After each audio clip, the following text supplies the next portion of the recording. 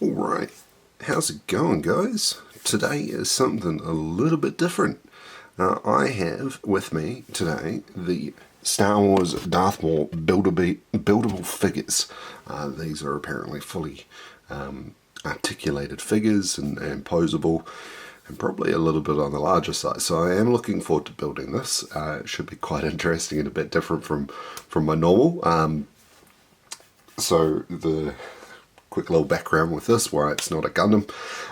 I received this as a very, very delayed Secret Santa due to various circumstances here in Australia. There was a bit of a delay put on when Secret Santa gifts were given at my workplace this year, and we didn't receive them until like late January, early February. So as something different, they were more like a welcome back present. So this one here, obviously it's Darth Maul, Star Wars buildable figure. I am looking forward to seeing what it looks like and getting the whole build done. This being the channel that it is, I am going to be doing a bit of a time lapse with it as well.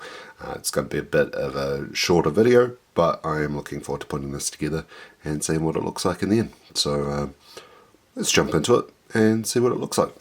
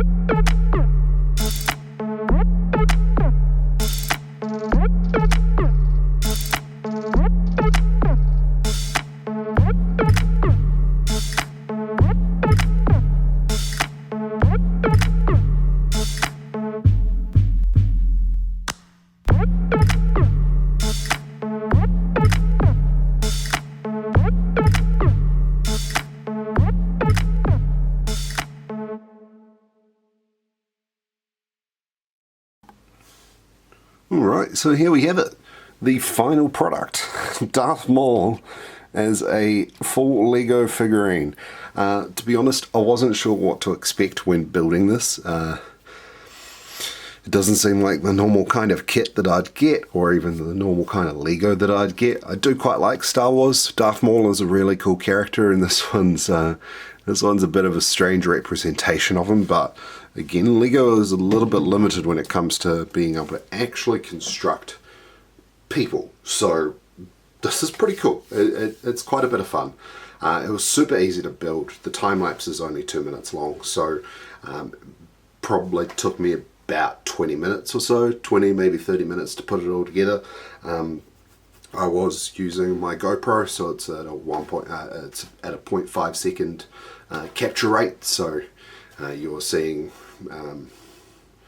6 seconds worth of footage every second, or something like that, from 24 frames a second, whatever. But yeah, so it's an interesting kit. there's quite a bit of articulation in the arms and the knees. It is fairly stiff. So you've got these ball socket joints in the knees. They're pretty stiff for the most part. You do get some pretty decent articulation in them, so you can do some pretty cool poses, which is quite cool. Don't really have a huge amount of side to side, unfortunately. So they are a bit static. So let's lift it up so you can see it. So it is a bit of a kick, which is quite cool. The arms are probably my favourite part. So you've got this gimmick in the back. You've got this control part in the back of the chest, and you have a range of motion to be able to go back and forth with that. If you don't have the beam, the lightsaber in the way, you can get like just a full spin rotation out of the arms, which is kind of funky and cool. But overall, yeah. Aesthetically, obviously, it's a little bit ugly, but in a way it's kind of endearing that it is.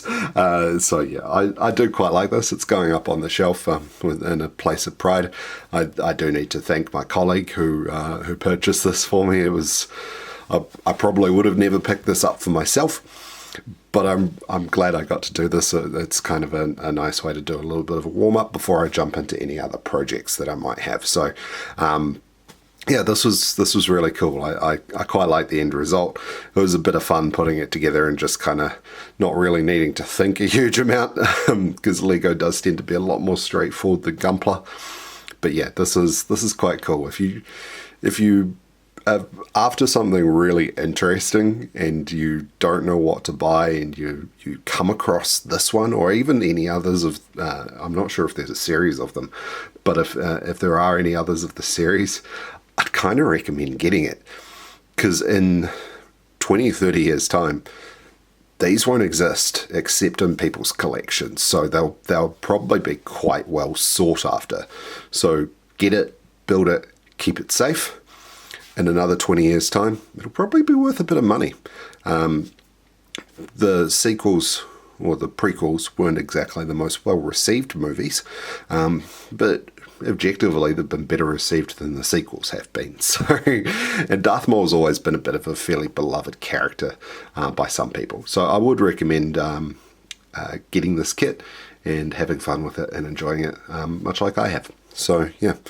Anyway, I'm gonna shoot off and go work on another project, and I will see you guys in the next video.